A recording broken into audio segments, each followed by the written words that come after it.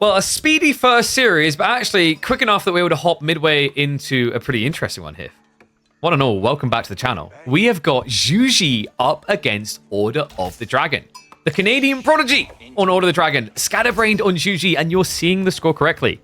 He already got a game on the board. This is pretty cool. Yeah, so Zhu Xi versus Order of the Dragon. We've seen Poppy Paw dismantle Zhu Xi picks. In fact, like, Ben is in the chat. He might remember there was a game. I believe it was you that was playing it, right, Dimmu? It was on Atacama. Poppy Paw went for a 2TC Order of the Dragon build against Zhu Xi. And it really surprised me at the time just how effective OOTD could be there. Curious to see how this one's going to play out across different maps. On this particular one, I'd say Zhu Xi should be favored. Right, we're playing onto a water map. Zhu Xi is phenomenal on this particular water map because on Holy Island, you tend to get outrageous meditation garden spawns. Looks like there isn't an insane one that's easily accessible here, maybe in the center of the map. So in some ways, Scatterbrain wishes he could re-roll. But OOTD is definitely no pushover in water. Like, don't write this off as like, you know, Zhu Xi versus... What's the worst water sib we can think of right now? I mean, Ottomans can be a little bit rough. It's not like Zhu Xi versus... I feel like Abba can be rough unless you block out the dock yourself. Like, Order of the Dragon in some ways benefit from this because they're able to be like mutually militarily efficient. So it comes down to whose economy is better. Delhi the worst? True. Is it maybe time to revisit Delhi? Okay, like, am I the only one who kind of thinks back to when we used to have Delhi all-in fishing boat rushes? Did we overreact in those days? Was it actually that strong? Or was the fact we were panicking against it what made it good? A little bit of food for thought there. Because I've been thinking about it recently. Like, we used to have those situations where people would build 14 fishing boats and pull it. But, like, there is a kind of element, like, if you don't panic and you rush your feudal, surely you should be able to compete. Because the thing is, if someone pulls, like, 14 fishing boats to attack you, that's 14 fishing boats not working. But enough about Delhi. We're not in the Covenant set here. Villager is going to have to walk home. I like the Poppy Paw just came over and harassed. He's already got, what, 16 sheep to work with, so his focus is just trying to stop Scatterbrain from building additional docks quickly. And it forces a lot of idle time as a result. Also, it kind of keeps eyes on what Scatterbrain is intending here. Meanwhile, other side, Scatterbrain is going to be poking at the dock, but this is a much wearier endeavor to try and achieve. You need to grab stone and berries or golden stone and berries. I think like this would be the golden location for him. You get 50 gold, 25 stone, and 48 food. It's very far up though. And like the thing is, right now, Scatterbrain hasn't scouted the enemy base. I would be a little bit weary about rushing out for a meditation garden here. Because if Poppy Paw has opened with a Rax or followed up now with a Rax and just adds in one spear, you're going to die trying to build a meditation garden. Like, sadly, shivving down a Dark Age Gilded Spearman isn't really feasible 99.9% of the time. So, Arkin on the way. Scatterbrain a little bit slower, but that's because he did decide to add in more fishing boats, right? No. It seems to be a little bit slower overall. What's the difference here? I mean, Poppy Paw did put more in gold. Alright, there you go. Meditation. Okay, so he's going to play it very safe. So he just takes the berries, the stone, the wood at the back. It's reasonable. Like, with this type of positioning, because it's concaved, he's probably going to get about 50 wood out of this. So 50 wood, 36 food, 25 stone.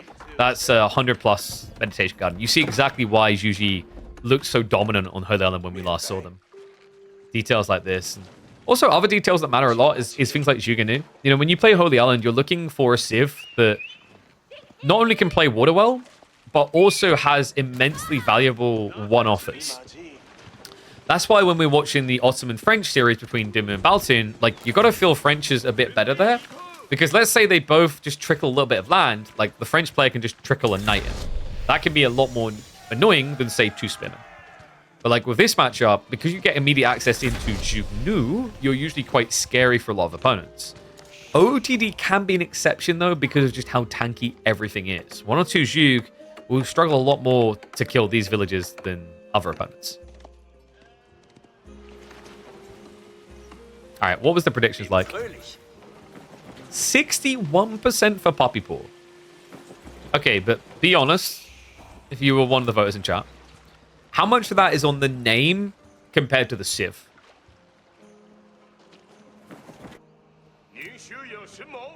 You have archer ships coming out both sides. Now, remember, on water, there is going to be a nice little advantage for Zhu Xi in producing quicker here.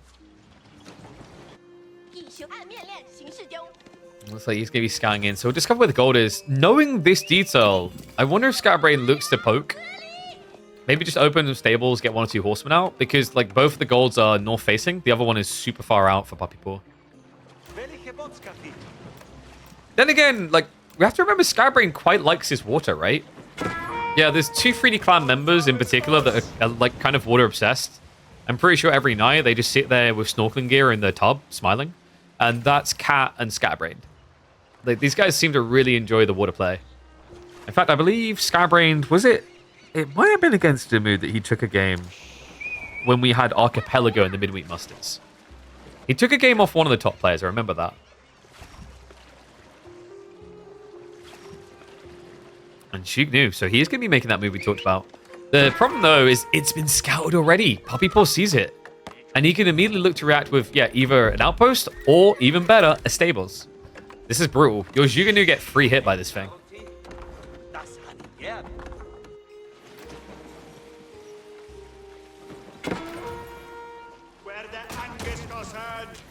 The archer ship is going to be surprised by the revelation of the Springles. We'll have to back up here. Scatterbrain going to start scaling there. He's holding a lot of food, actually. Was there a world in which Scatterbrain was contemplating going the next stage? I mean, if there was no aggro coming, I think it's beneficial for you, right? Because you can just tech a lot faster. And the thing we have to remember about this matchup that's very interesting on a water map in particular is this is a relic race at the same time. Shallow monks on one side, regnants, prelates on the other. So a lot of them do benefit a lot from that transition. It's kind of up to each other to keep them honest to the edge. Horseman is going to be marching out, but the Zhuge see him first. So if he holds steady and waits until all Zhuge are in range, he actually could get a kill here. And yep, look at this. He walks all the way in. Puppy Paw, quick on the reaction though. Gets away just in time. That was really important. He actually pulled away. Scatterbrain was about half a second or so delayed on attacking.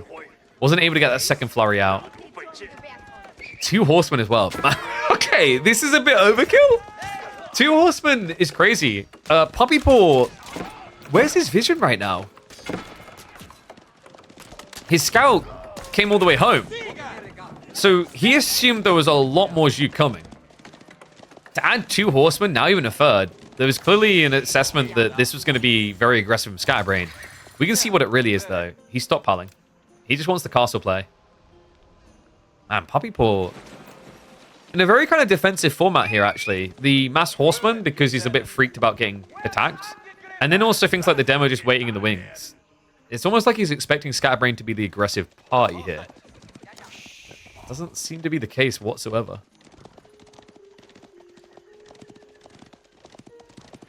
Scatterbrain. It was looking a little bit slow, but that's because the last of the fishing boats needs to drop off.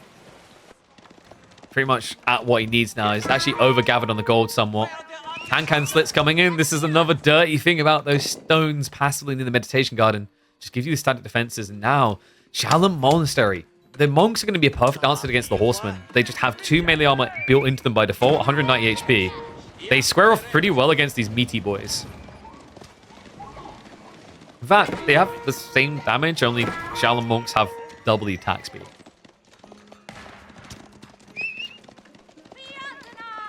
Zhu Xi didn't have any Barbican? Sure, but like... wait, does he not...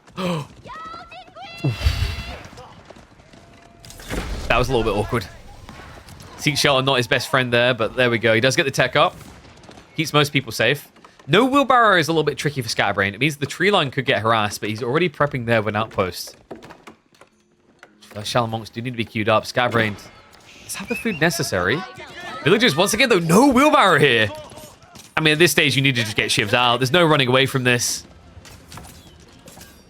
So this is not too bad from Puppy Paw. There's a lot of out of time being achieved. And he needs every little he can get right now. Because he's in kind of a sticky situation and age behind. Fortunately, it looks like he wasn't able to finish off the injured villagers, so they all do go down in the end. Only 2 worker kills in total in this game. And Puppy Paw now adding the spears. Presumably out of necessity. He's freaking out about night play. I think for Scatterbrain, though, you probably just focus on pumping more monks for the time being. Actually, Palace Guard rocks pretty hard here. Scatterbrain actually trying to attack on water as well. Yeah, he's trying to leverage the Springle Cruise. It's going to be a little bit hard. Puppy Paw has to actually insulate himself there well. He's got additional ships over Scatterbrain. But the thing is, like, from Scatterbrain's POV, he doesn't know that Puppy Paw invested this much on the water. He's assuming that Puppy Paw right now is following into castle. So this whole move is on the premise that, like, hey, we'll have a similar size army, but I have upgrades, you don't. Good micro by Puppy Paw. Denies the demo ships. Nice snipes with the Springles there. Now, Springle on Springle only is a fight that Scatterbrain should be capable of winning here if he can maintain the distance, remember. He's got the tower range advantage and the attack speed, actually. Additional demos are going to be coming through. In fact, you need to be very careful when you play from an age behind like this. With only one archer ship, it'll be very easy for Scatterbrain to go in, snipe that down, and then chase you with demos. So Puppy Paw is going to back away. And he is going to be a Burgrave. Okay, I was about to say, I wondered if he was thinking Regnaut's or Burgrave here. Because the problem with going Regnaut's is theoretically your opponent is already picking up all the relics, right? We've already got one home, second one that's close by, and two that will be contested. And if you don't have Burgrave, you don't really have a solution to the Shallow Monks. Well, a little bit of poke from Scatterbrain on the fishing. So Puppy Paw with all this food. There's some cool players available to him, right? Right now, Scatterbrain hasn't really committed to a proper army. You could just begin by adding in men-at-arms and forcing him into crossbows. At which point, like, you've already got the food to go for horsemen. Speaking of horsemen, this one is going to try to block the return of the relic. Scatterbrain may need to fight his way out of this one.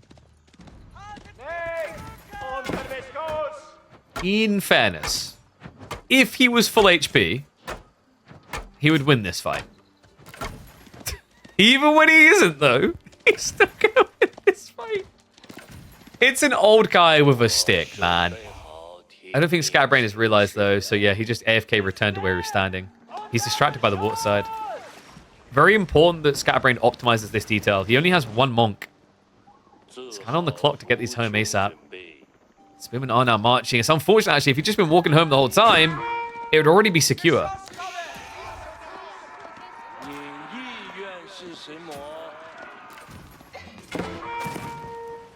It's like he's going to end up getting flopped there, so it does go down. No second relic coming home.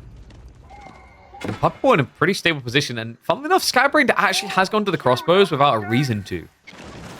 I was surprised by this. However, on water, he's the one looked at reveal who the surprise is here. Triple demo moving in. He's just mass Springles, only one archer ship in play, but out of position, tries to move across now. Misses its shot entirely, though, in the demos. They're going for maximum pain. A deep hit here. Detonation a little bit suboptimal in the second. A healthy dose of damage. The question now is whether we can convert 8 Springle ships versus 10. Puppy Paw does have the firepower advantage. Fishing boats are also coming in for the heal. On top of that, Puppy Paw, he could just queue up a few demos right now. Steady's waiting for the Springle Cruise. Demo comes around the back. Only gets the one. Triple demo in response. Make it a quadra from Scatterbrain. And Puppy Paw, he's got nowhere to run. This would require perfect micro. Initial detonation gets one. Fishing boats to the block. They get hit hard, though. And the detonation on the back. The whole fleet derelict. And at death's door. And all Scatterbrain needs to do is shove him on through that door frame. He's doing it. Big hit.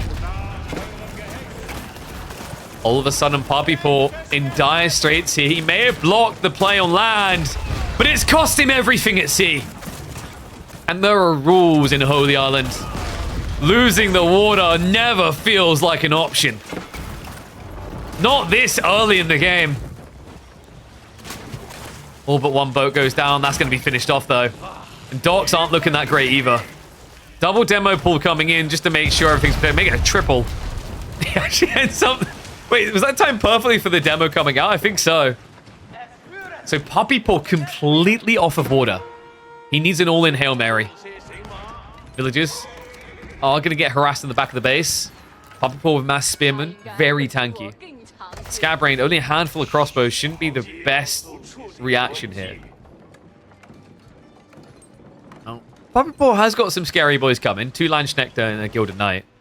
But this does feel like a bit of a Hail Mary for Puppy Paw. He needs a follow-up play, right? Either these guys need to basically reap souls like there's no tomorrow, or he needs to be thinking 2 TC. And yeah, there we go. It's going to be second TC on the deer. Is he going to make it 3? He has left 7 on stone. It seems greedy, but you kind of have to take a greedy line here. If you just try and drag this out, 1 TC and 1 TC, or even 2 TC against fishing, Scatbrain will have a quicker attack timing. So what Puppy Paw is trying to do is just punish Scatbrain for any inactivity that might occur. We have seen that Scatbrain can sometimes have this thing where, like, he might be in a momentum-based position that looks like he's taking control of the game, but then he slows down a bit, right?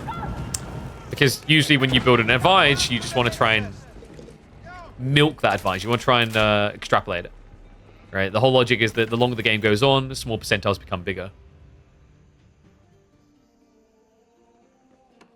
The free TC could be a pretty cool way to offset that. Also has the added benefit of an L's back down the line instead, which would secure the big 8k veins. In a game where they both do want the gold. Speaking of which, Puppy Paw does have the first prelate on the way. Scatbrain hasn't really made an effort to secure additional relics yet.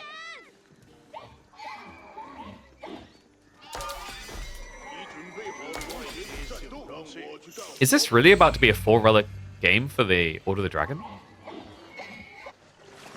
Probably 3. Scatbrain does still have boats to protect on the shoreline here.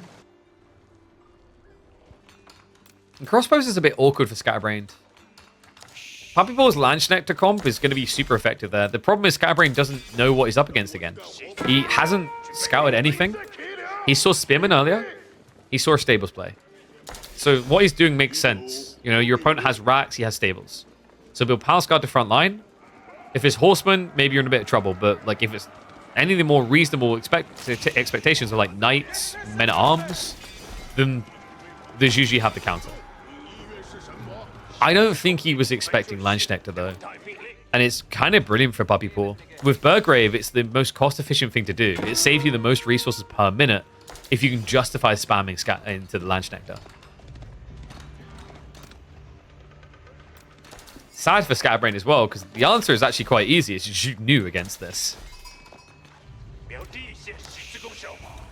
In fairness, Puppy Paw does need to get the correct number to make the engagement worthwhile, because if he gets scouted doing it too soon, then what Scatbrain can just do is switch over onto Horseman with fishing economy.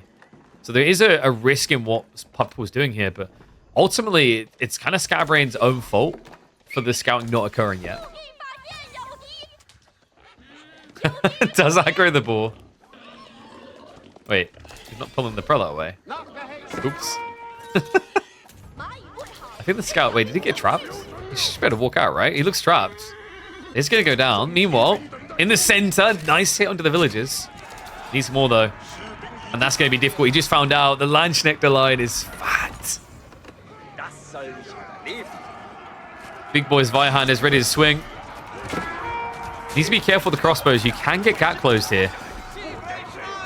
And you notice he doesn't actually have enough damage to one hit.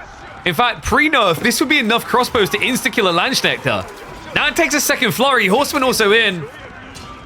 Puppy Paw with the counter-attack looking good here. He needs to get around the other side with the Horseman, allow the Lanchkin. The Scatbrain continues to retreat, not allowing it. It does, however, mean it's going to cost him his crossbows. Pumbaa did just get activated by the cleave. The damage, feeling negligible. We do have a Warlord coming out. Scatbrain's going to try to bait him in range, but Puppy Paw... Oh! Okay, that's actually a big deal. That buys a lot of time. But instead of using it to leave, Scatbrain re-engages. He's trying to get that relic home. Landsknechte count is still at 7 here. And relic is still going to get denied. Yeah, kind of crazy, though. Like, getting that Gilded Knight could have... I think it actually done him a big favor. He would have otherwise got swarmed a bit harder. Bought a lot of time, actually. The weirder part is that Scatterbrain, instead of just using that time to run away, did try to turn. It's almost like in disbelief. He's like, wait, we converted something? Attack! Attack! It's like, yes, we convert one guy. Not just any guy, okay? A guy who has clearly eaten another guy. He's so big. So Scatterbrain is now starting to like scale to the point where he'd be able to one-hit the Land Nectar, right? You might be wondering, like, why not go Zhu now? You're so far behind. Your opponent has so many horsemen. You could argue Zhu is a bit sustainable, more sustainable long term because your opponent should run out of food. But Puppy Ball's doing a good job of budgeting it, right? He's moved down to the boar. He's got the second deer stack, which he's been munching on. Does need to admittedly think about farm soon, but benefit of having infinite wood on this map, well, it feels like infinite wood, is you can easily afford that transition. Awesome raid though. Hold up. In again. Good stabs as well. No textiles either, just makes it so much simpler.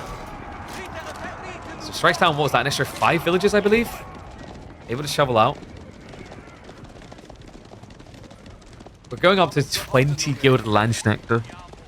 If Puppy Ball just remembers to go for Inspired Warriors here, the damage buff is kind of insane. You add an extra 3 damage onto these guys, which, when you think about normal HRE like Land Nectar, that's basically the damage difference from Castle to Imperial, right? It's kind of like getting a mini Imperial effect on these guys. The other interesting thing is with crossbows barely killing you right now, +1 ranged armor actually goes pretty far. Puppy Ball is actually adding in additional prelate, so we might be seeing it on the horizon soon. Scatterbrain, 32 Palace Guard, 38 crossbows. It's a scary army. However, if you have to commit, that's where I get worried. Because the horsemen, if they just pull back right now, yeah, the Land Sticks! Watch those health bars! Oh, they're getting munched on. He's going to try to start away. He's trying to buy time for the crossbows to disengage, but this may be a bit too long of a commitment. He had 33 Palace Guard, what, 20 seconds ago? Good God. And now Inspired Warriors buff is going to be on the way, coming in just 35 seconds. I mean, Scatterbrain, at this stage, like with the food income he has, you have to wonder, like, would Horseman... no, not Horseman, right? Like, could you really go Zhu is what I'm striking my chin about. Would it have been better here? Because Zhu can get the extra range, they can get the +3 damage, and you don't move any slower. Maybe Knights, but then again, like, I think doing Knights to fight all of the dragons is always a little bit weird because of how impactful just 1 or 2 spears are compared to other civs. So you only really want Knights if you're going to raid. This is cool, though. How could I forget we're watching a 3D clan member? The answer was in front of us all along. Just build spring ults. In fairness, if you get enough of them, the problem is, can you get enough of them? The other problem you have here is, like, if Puppy Ball is using line formation, you're not going to hit that many units. Right? Like, if this was HRE Land Nectar, double the count at 40, they're 2 columns, 2 rows rather deeper, so you're hitting double the units. So you're basically doubling your DPS. Here, because it's all, the power's all condensed into a single unit, like, you're not getting as much saturation damage. Oh my God, he's just zerging them out as well. Every 6 seconds. Supervision, folks. Wahoo! Rev now showing up as well. Keep drop comes in from Puppy Ball. His own siege is on the way. I wonder, could Scatterbrain maybe sneak Yuan here? Oh, that's interesting. He's actually getting hard-cased bombs. Wait. Does Grenadier actually beat Gilded Land Nectar? And you go Yuan so you can drop the relics. That's the whole point, Yuan.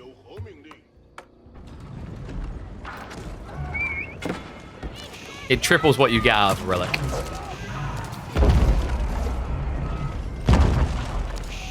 Treb's not going to start whittling away through the outpost. I'm not so sold on the Mass Grenadier plan. Maybe a few isn't a bad idea. The damage buff could actually be noticeable.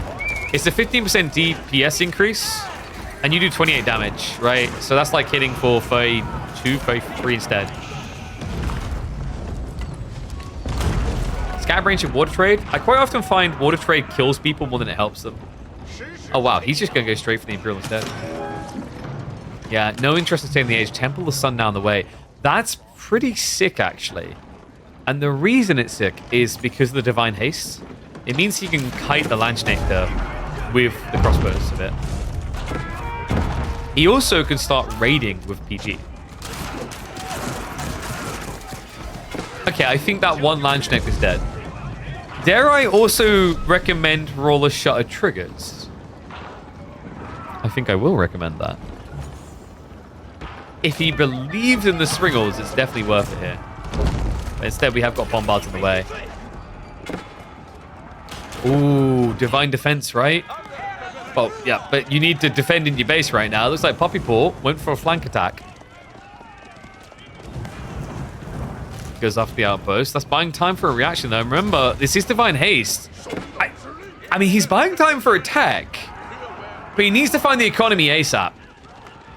And that's 21 villages right there. Hello! Oh, no! Landsknechter! Get him for the cleave! Big wallop. Gets rid of half. PG reaction to try and protect here, but the elite upgrade was not supervised at all. Scatterbrain is still 10 seconds out from having an actual Imperial Age unit. Oh, things could get a lot worse from here. Your villagers are living a really risky life. Front side, army is trying to contest, but the Landsknecht count is still looking good. Poppy Paw gonna get another 5 worker kills. He's actually doing this. If he shuffles north now, Scatterbrain is gonna lose all of his eco on land. Poppy Paw, he has to be thinking gold now, right? Food, you can't really harass. Your opponent has fishing, but you can shut out gold and wood. Meantime, dive underneath the castle, and Scatterbrain remembers the pain of e-repairs. Poppy Paw, he's waiting for that elite tech to tick in. 23 Landsknecht in total. In fact, this could turn into a sandwich. Army is marching around the back as we speak. The Scatterbrain has to be feeling overextended at this stage. He needs to navigate a way back to safety. Maybe he feels like he can't because then he wouldn't have gold, but at this rate, you're going to get smushed from 2 sides. I'm not liking the look of this for Scatter right now. If it was a slow roller, the bombards could be the difference maker killing off the Lansk. There's nothing slow about the way Poppy Paw is looking to burn this. No, he is just pouring petroleum onto it.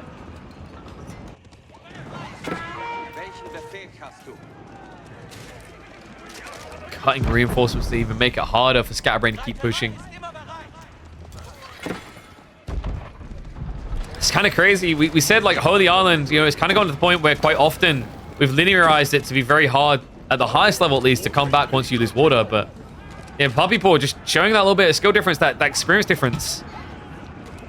And also that timing, that read to just know against this player, against this position, he could take the double layer of greed with the free TC. Now has him in firm position to take full control of the game. Scatterbrain has to vacate the area. He brings the villagers back in the Landsknecht, though! Panic sets in, and death will follow. Poppy Paw got the swings he needed. And now he's going to swing this series in favor of him. In a 5-game series, he's going to go 2-1 up. No doubt about it now. The timing on that as well. He knew Scatterbrain had to come home. Poppy Paw had been patrolling east and west back, waiting for that moment. Hits exactly the hardest he possibly can. Hits for the strength required to get full control of the game now. Scatterbrain, he might have food, but not for long. Check this. Poppy Paw, it's not enough to win land. It needs to be the sea as well. He's back. And it'll immediately be Carrick's queued up. Well, Well, I feel bad we missed the first 2 games of this series because this one is clearly providing the entertainment you want to see. Mass Landsknecht, it's not often you get to see it for OTD, especially when they lose fishing like this. But when you see it, you can already imagine the comments about OP down below. What do you guys think? Do we need more Gilded Landsknecht in our pub games? Or is this toxic enough?